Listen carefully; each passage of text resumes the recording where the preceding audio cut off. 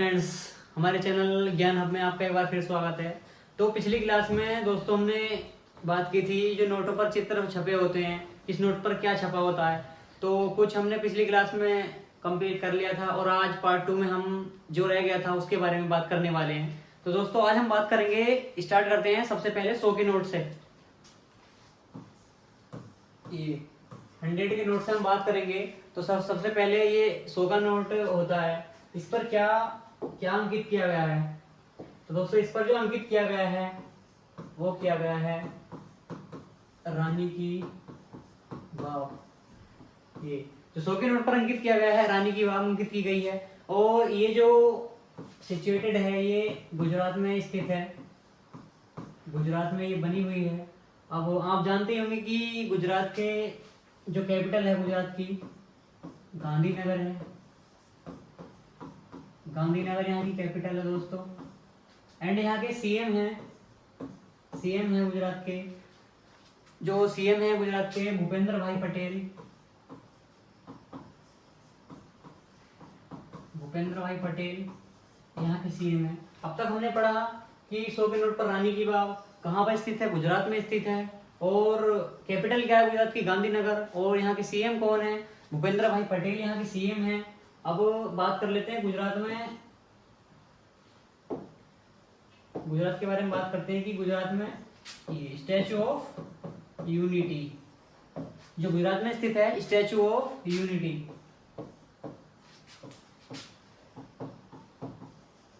Statue of unity भी कहां पर है, गुजरात में। इसकी हाइट कितनी है, 182 मीटर इसकी हाइट है, 182 मीटर स्टैचू ऑफ यूनिटी की हाइट है। और ये बनी किसके लिए है, जो ये स्टैचू ऑफ यूनिटी है किसके लिए बनी है,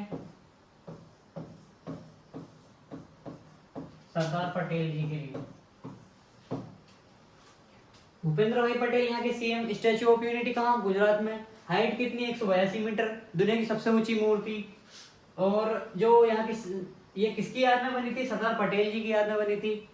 कौन सी नदी के किनारे, नर्मदा के किनारे, नर्मदा नदी के किनारे। अब बात आती है सरदार पटेल को, सरदार की उपाधि किसने दी, तो ये दी थी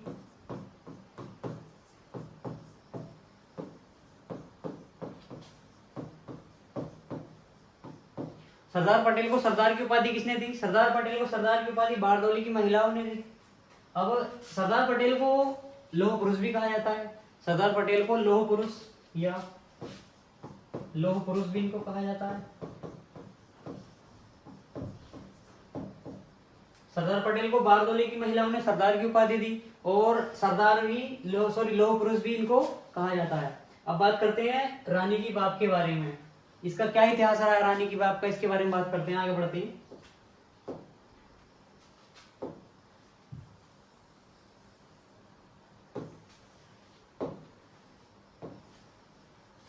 तो दोस्तों जो रानी की वाव का इतिहास रहा है, ये इसको जो बनवाया था सोलंकी वंश की रानी, सोलंकी वंश की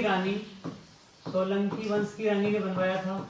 और उदयमती इनका नाम था, उदयमती। जो सोलंकी वंश की रानी थी उदयमती, इन्होंने रानी की वाव को बनवाया था और सोलंकी वंश से ये रिलेटेड रही थी। इसके बाद बात करते हैं, आगे बढ़ते हैं टॉपिक में, आगे बात करते हैं 200 के नोट के बारे में। 100 के नोट के बारे में हमने बात की, क्या बना हुआ था, रानी की वाव बनी हुई थी। अब बात करते हैं 200 के नोट के बारे में। इस पर क्या बना हुआ है, सांची का स्तूप, सांची का स्तूप इस पर बना हुआ है। 200 के नोट पर क्या बना हुआ है, सांची का स्तूप बना हुआ है। अब ये कहां पर है, मध्य प्रदेश, मध्य प्रदेश में स्थित है। मध्य प्रदेश की कैपिटल आपको पता ही है, मध्य प्रदेश में सांची का स्तूप है। मध्य प्रदेश की कैपिटल भोपाल है। और सीएम यहाँ के सीएम कौन है, शिवराज सिंह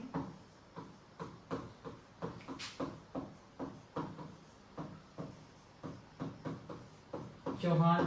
शिवराज सिंह चौहान यहाँ के मध्य प्रदेश के सीएम हैं। अब बात कर लेते हैं भीमबेटका, एक और इम्पोर्टेंट चीज भीमबेटका जो स्थित है वो भी यहीं पर स्थित है। अब बढ़ते हैं सांची के स्तूप के इतिहास के बारे में। इसको किसने बनवाया था? जो सांची के स्तूप को बनवाया था, ऐसा माना जाता है कि हिस्ट्री में अशोक द्वारा ये बनवाया गया था, अशोक द्वारा बनवाया गया था।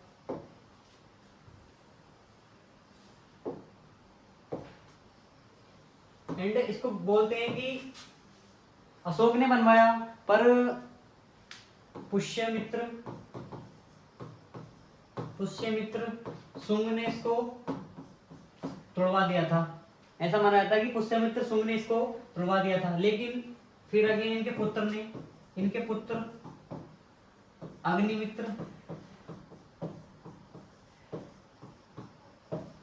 अग्निमित्र शुंग ने इसको और ज्यादा अच्छे से विशाल रूप में बनवा दिया था, ऐसा माना जाता है। अब बात करते हैं अशोक के बारे में। तो 14 अभिलेख किसके? अशोक के 14 अभिलेख का जो वर्णन है वो किसके लिए है? अशोक के लिए है। अब हमने बात की 100 के नोट के बारे में, 200 के नोट के बारे में। आगे बढ़ेंगे, बात करेंगे 500 के नोट के बारे में।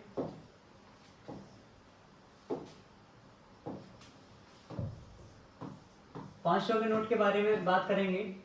इस पर क्या अंकित है? इस पर अंकित है लाल किला। लाल किला। अब लाल किले ये कहां पर है? लाल किला, लाल किले की बात करेंगे।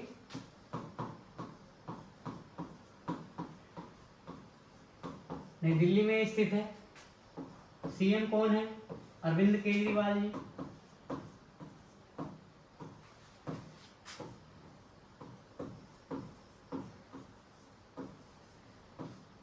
लाल किला कहां पर? नई दिल्ली में। सीएम कौन? अरविंद केजरीवाल जी। दिल्ली राजधानी कब बनी? 1912 में। दिल्ली राजधानी कब बनी? 1912 में। अब बात करते हैं, थोड़ा आगे बढ़ते हैं, लाल किले के इतिहास के बारे में जानेंगे। ये कब बना और किसने बनवाया?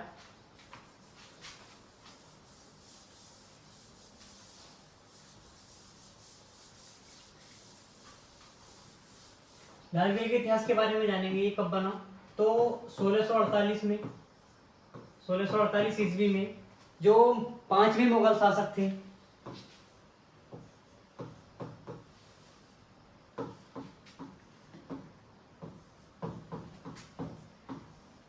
शाहजहां,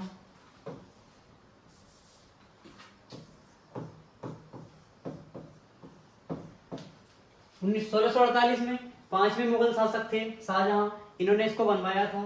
अब मुगलों के बारे में बात करते हैं। मुगल वंश के जो संस्थापक थे, जो मुगल वंश संस्थापक थे बाबर,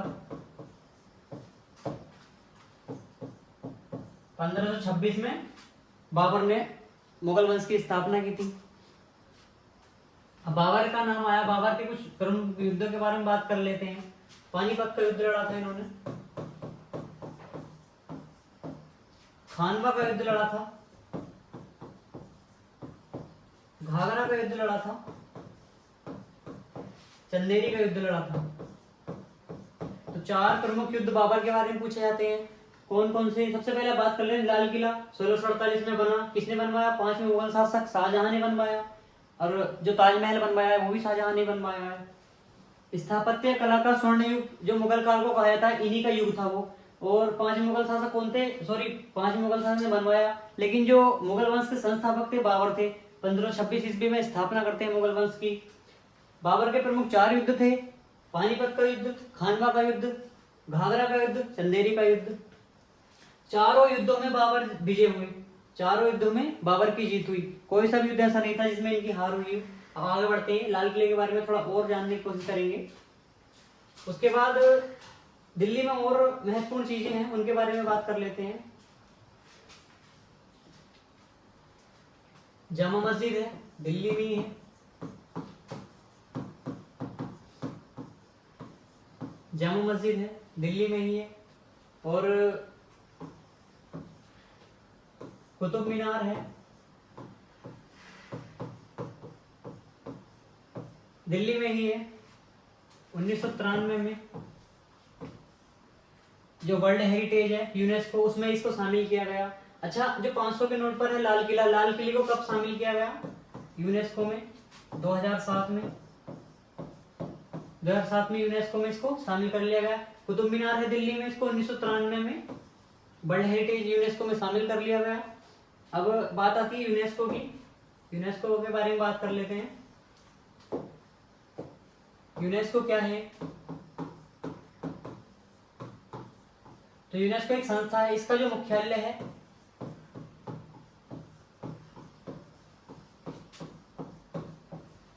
यूनेस्को एक संस्था है और इसका मुख्यालय फ्रांस के पेरिस में है। अब फ्रांस यूरोप का देश है और इसकी कैपिटल पेरिस है। पेरिस ही यहाँ की कैपिटल है। और यहाँ चलती क्या मुद्रा है? फ्रैंक के यहाँ मुद्रा चलती है। फ्रैंक के यहाँ मुद्रा चलती है। अब बात कर लेते हैं आगे। यूरोप का देश है, फ्रैंक के यहाँ मुद्रा चलती है। और यूनेस्को की स्थापना कब हुई? 4 नवंबर 1946 को इसकी स्थापना होती है। तो हमने पढ़ा लाल किले के बारे में। 2007 को वर्ल्ड हेरिटेज में शामिल कर लिया गया। कुतुब मीनार 1993 में, ये भी दिल्ली में स्थित है और वर्ल्ड हेरिटेज में शामिल कर ली गई यूनेस्को में। अब जामा मस्जिद है, वो भी वहां दिल्ली में ही स्थित है। बढ़ते हैं, अब हमने पढ़ा 200 के नोट के बारे में, 100 के नोट के बारे में, 500 के नोट के बारे में। आगे बढ़ते हैं, 2000 के नोट की बात करते हैं।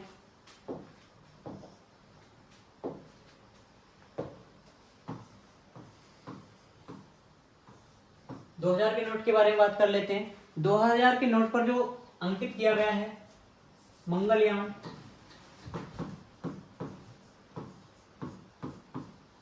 मंगलयान इस पर अंकित किया गया है।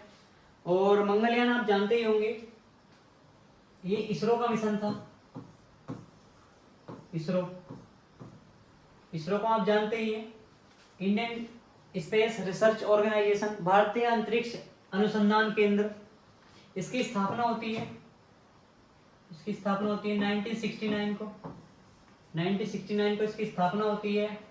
एंड इसके प्रमुख जो मिशन रहे अभी हाल ही में चंद्रयान 3 भी भेजा गया है, इसरो के द्वारा ही भेजा गया है। और जो वर्तमान में इसके अध्यक्ष हैं इसरो के, सोमनाथ जी, श्री सोमनाथ जी वर्तमान में इसरो के अध्यक्ष हैं। मंगलयान 2000 के नोट पर अंकित है और इसरो का जो था ये मिशन था। और 1969 को इसकी स्थापना होती है। हेडक्वार्टर दिल्ली में है, जिस तरीके से इसरो एक संस्था है, ऐसे ही भारतीय डीआरडीओ है। 1958 को इसकी स्थापना हुई थी डीआरडीओ। इसके भी कुछ महत्वपूर्ण मिशन है, बात करेंगे आने वाले दिनों में, आने वाले टॉपिक पर जरूर बात करेंगे। फिलहाल बात चल रही है मंगलयान की, जो 2000 के नोट पर अंकित किया गया। इसरो का मिशन था, नई दिल्ली में इसकी हेडक्वार्टर है। 1969 को इसकी स्थापना होती है। सोमनाथ जी वर्तमान में इसके अध्यक्ष हैं। जो हाल ही में चंद्रयान 3 मिशन भेजा गया है वो इसरो के द्वारा ही भेजा गया है। लेकिन अब बात करते हैं मंगलयान की।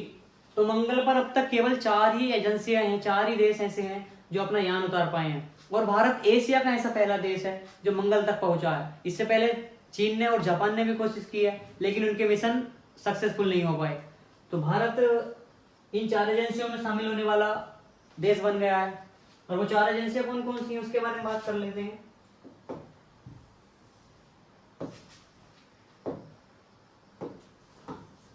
सोवियत रूस,